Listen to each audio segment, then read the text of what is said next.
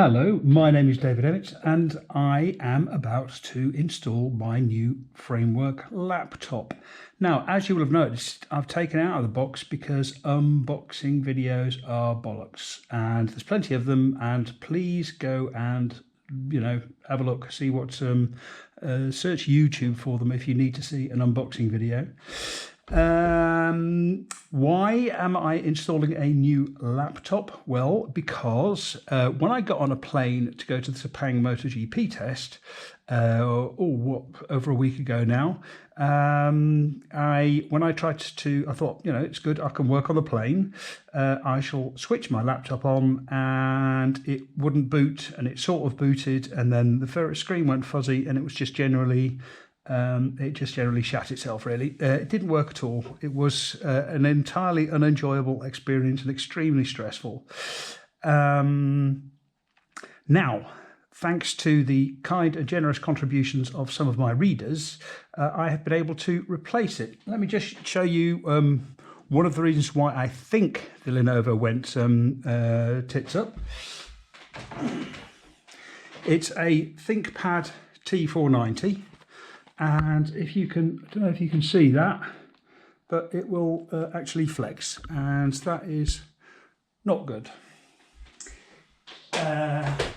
Naturally, when I got it home, opened it up to get the SSD out, because I've got it in a little case here so I can get all the data off of it.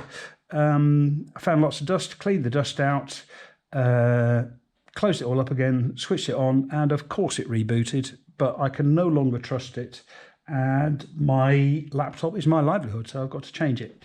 Anyway, what did I buy? I bought a Framework 13 laptop. I can't remember the exact name, but anyway, it's 13. It's a self-assembly thing. Why did I buy a Framework? I mean, I've been following them for a while. The interesting thing is it's modular and it's repairable.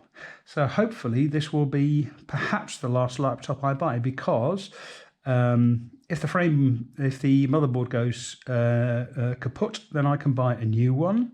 If I want to add new modules, I can add new modules. If I want to replace the battery, I can replace the battery. It's fully repairable. If the screen breaks, I can put a new screen on. It's already much more solidly built than the Lenovo.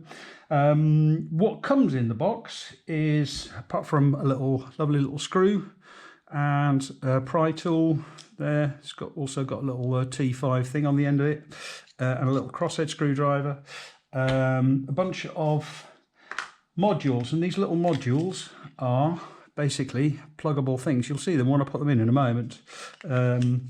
They come in these little boxes, and I bought memory and a hard disk, but I'm sort of regretting it, because actually I could have just bought it online for much cheaper anyway. One impression, this is the power supply, again entirely modular. And it's a basic, USB-C cable and a fairly common plug and a 60-watt power unit. So again, it's quite modular, but actually I quite like this because it's quite neat. Right, now what I'm going to do is put this thing together. I mean, it's a self-assembly or it's a do-it-yourself kit. It's a build-it-yourself kit. But that doesn't mean you're actually sort of, soldering motherboards and all the rest of it. It's literally just like an IKEA version of a laptop, which is quite nice, only obviously better made and more durable. Here's the laptop. That's where the little modules go. If I open it up, there you go. Okay, there's this little plastic screen here, and everything is very neatly labelled. Storage, memory, Wi-Fi module, and there's a bunch of instructions, and there's QR codes everywhere, and you can tell, you can look everything up and find out where they are. So the first thing I'm going to do is install the hard disk. So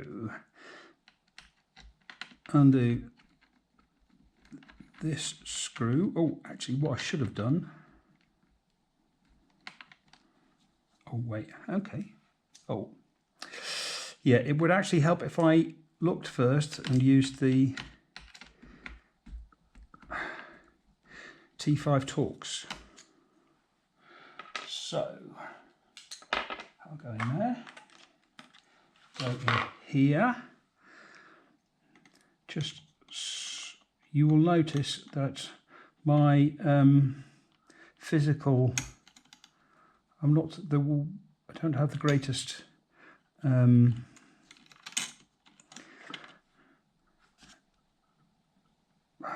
motor skills, which again was one quite glad I've got this, because it is sort of fairly robust. There you go, we're in. Put this in. Oh, there it is. Put the screw in. I actually forgot to undo the screws on the other bottom, because we need to do that when we install the keyboard, which is just over there, which I'll put in a minute. Right, next up is memory.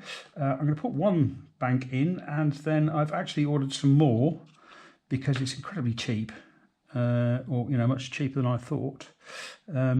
And let's see, that's going to go in that way. That's channel 1.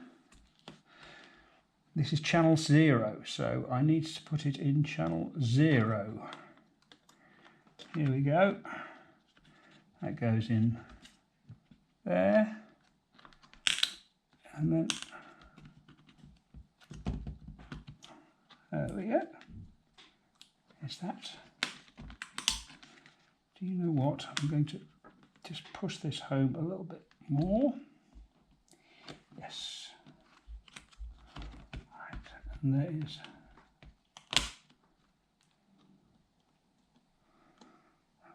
That on. So that was that. Turn it over. Right, these are actually all undone by the look of them, and they are yes, they're all undone. These are the T5s. Yeah, little torque screws. So I can turn those over. Okay, that's something I've got to get used to, is opening the thing up. I think it's a bit sort of MacBooky, if you know what I mean. Right. The input, what do they call it? And this is basically the keyboard. So what we have to do is ensure that this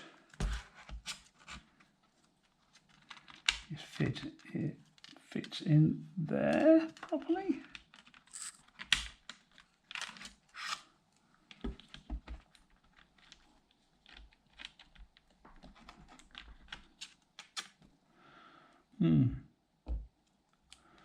Again, this is why that actually feels like it is fit. Yep. Is that okay? That one goes down there, and that one goes down there. And we can just press that. Clip this all together.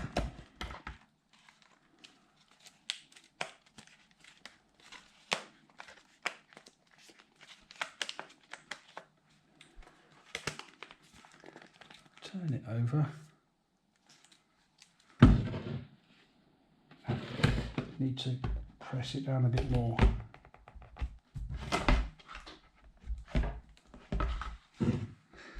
It's very MacBook feel, really. It's nice metal. It feels very, very solid. I sort of feel I'm not doing it right.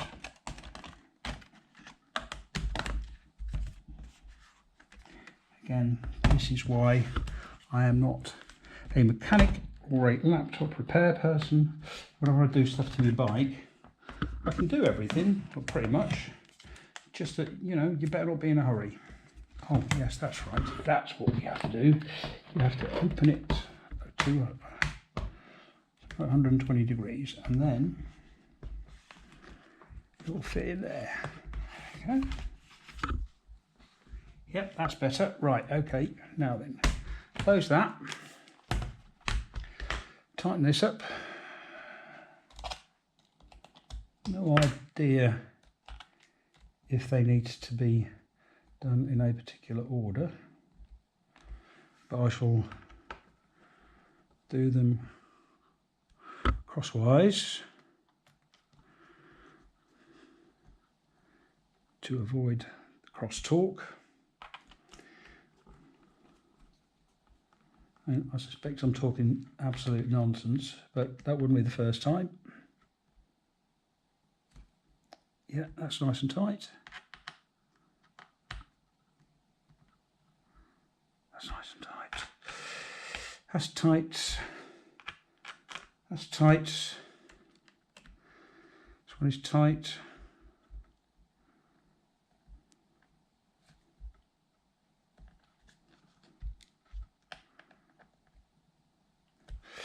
Right. Next, we shall put on the bezel, which to me seems like a very silly word, but never mind. So it's going to be red, obviously, to match the motorbike, and there is some tape, which naturally, not having much of a fingernail, is a bit of a pain to remove. Otherwise it is magnetic, so you can actually stick the top just with the magnets and it will more or less click into place, or it should anyway. It did in the videos I watched. Yep, there you go. Oh, let's, yep, right, okay, yep.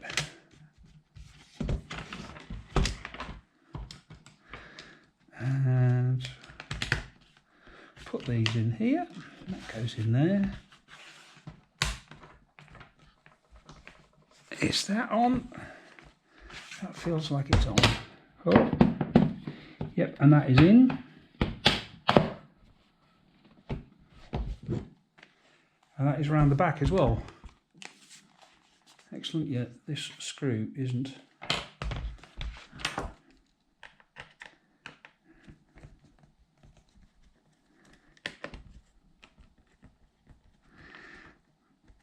Tighten it up again.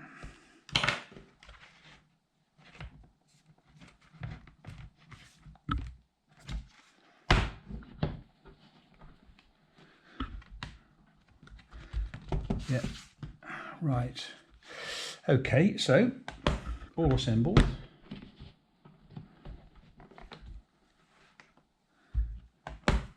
Right, now we put the modules in.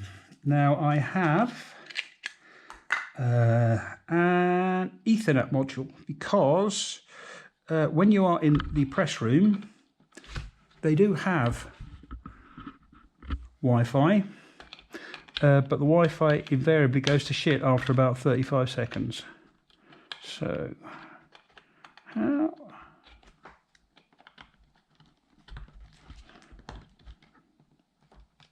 Oh.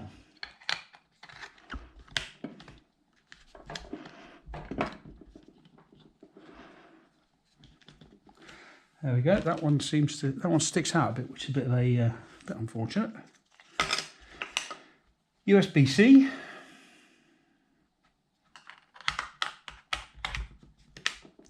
Click. SD card reader. Actually, I'll tell you what, I'll put this one over here. Click. And USB-A. Click. That's it. Gripped and sorted. Bit unfortunate. The Ethernet sticks out. But again, for travel purposes, press that, pull it out, and there you go, away you go. So that's it. Right, just plug it in now and let's see if it'll do the magic boot thing.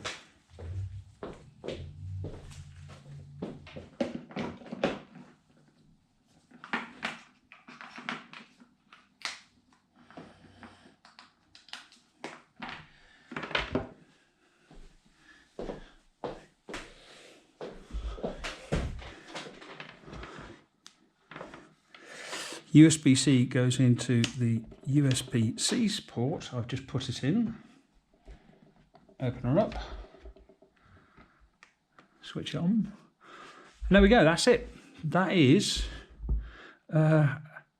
installing or putting together or assembling a Framework Laptop 13.